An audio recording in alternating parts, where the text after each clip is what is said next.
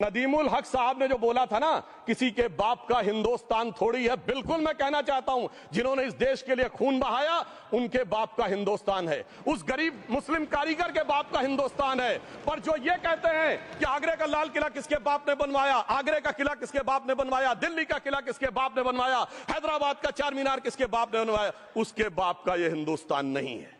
और उसके बाद भी जो आप करना चाहते हैं, अगर इस रास्ते में आप कांटे बिछाना चाहते हैं, तो उनके लिए एक लाइन कहना चाहता हूं, सभापति महोदय,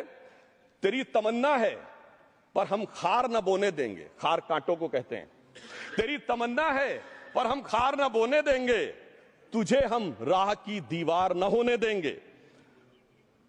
तू सबको रौंद कर आगे जो निकलना चाहे हम तेरी इतनी भी रफ्तार न होने देंगे। और इसीलिए हमारी सरकार ने इस विषय के ऊपर एक सही और सटीक प्रयोग करने का प्रयास किया है। मैं दूसरी बात यह भी बताना चाहता हूं, हमारे डीएमके के तिरुचि शिवाजी ने अनायास अकारण यह बात बोली थी कि उस समय जब जिन्ना का उल्लेख करते हुए उन्होंने कहा कि पार्टीशन के समय, तो मैं उनके सुलभ संज्ञान के लिए बता देता हूं, 1946 की कॉन्स्टिट्यूएंट असेंबली में मद्रास प्रेसिडेंसी में 30 आउट ऑफ 30 सीट जो थी वो मुस्लिम लीग ने जीती थी विद 95% ऑफ वोट्स, और एक भी मुस्लिम वहां के बाद बाहर नहीं गया। इसलिए मैं ईमानदारी से कहना चाहता हूं, फैक्ट को समझिए। और जो मद्रास प्रेसिडेंसी के मुस्लिम लीग के अध्यक्ष थे